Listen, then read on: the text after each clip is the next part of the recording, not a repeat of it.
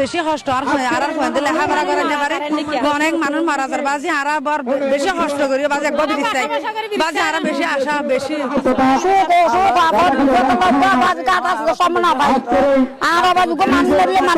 ডাক্তারের শিক্ষিত করতে চাইলে না বাড়ি বা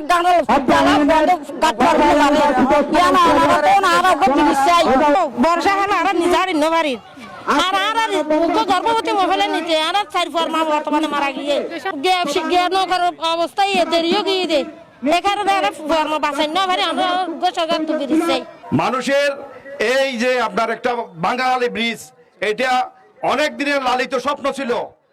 এখানে কোনো উন্নয়নের ছোঁয়া এখানে লাগে নাই। গত 17-18 বছরের মধ্যে এখানে কোনো কাজ হয় নাই। স্কুলে যায় ছোট ছোট বাচ্চারা স্কুলে যায়, এখানে যদি বৃষ্টি হয় এখানে প্রাণহানির আশঙ্কা থাকে। এই যে এখানে একটা ব্রিজ না থাকার কারণে কিছুদিন আগে আমাদের একটা মেয়ের মৃত্যু হয়েছে। প্রায় 2000-এর অধিক ছাত্রছাত্রী আজকে আপনারা দেখতেছেন এই জীবনের ঝুঁকি নিয়ে কি আঘাত দিয়ে পারাবার হয়। এই জন্য আমি মনে করি এই ব্রিজটা অত্যন্ত গুরুত্বপূর্ণ। সবাই এক দূরে বলেন আমাদের দাবি আমাদের দাবি।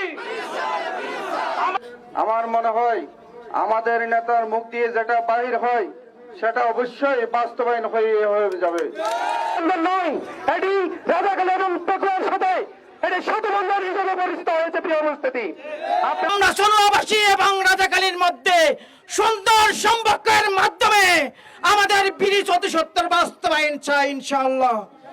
আজকে দাবি উঠেছেন গণপ্রজাতন্ত্রী সরকারের মাননীয় স্বরাষ্ট্রমন্ত্রী জনাব সালাউদ্দিন আহমেদ মহোদয়কে আমরা সোনাবাসী আহ্বান জানাই, আপনি আপনার যে নির্বাচনী ইশতেহারে ঘোষণা দিয়েছিলেন সোনোয়া রাজাহালী ব্রিজ স্থাপনের মধ্য দিয়ে সোনোয়ার 50,000 জনসাধারণের সাথে রাজাকালী 30,000 জনসাধারণের হৃদ্যতাপূর্ণ সম্পূর্ণ স্থায়ীকরণ অবিলম্বে আমাদেরকে সেতু নির্মাণের মধ্য দিয়ে উন্নত জীবন যাপনের সুযোগ করে দেওয়া হোক।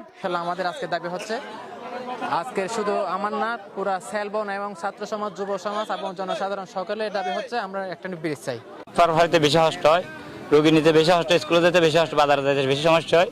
বেশিরভাগ স্কুলের পয়েন্ট যাইতে নৌকা ডুবি থেকে এবং মানুষ ক্ষতি হয়।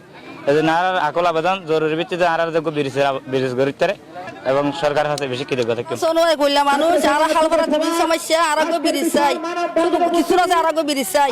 এখানে হচ্ছে আমাদের দাবি হচ্ছে দ্রুত সময়ের মধ্যে একটি ব্রিজ হোক, আমরা যাতে অল্প সময়ের মধ্যে চিকিৎসার জন্য এবং যে কোনো সময়ে জরুরি প্রয়োজনে আমরা ফেকুয়া থেকে একটি সেবা নিতে পারি ব্রিজের মাধ্যমে।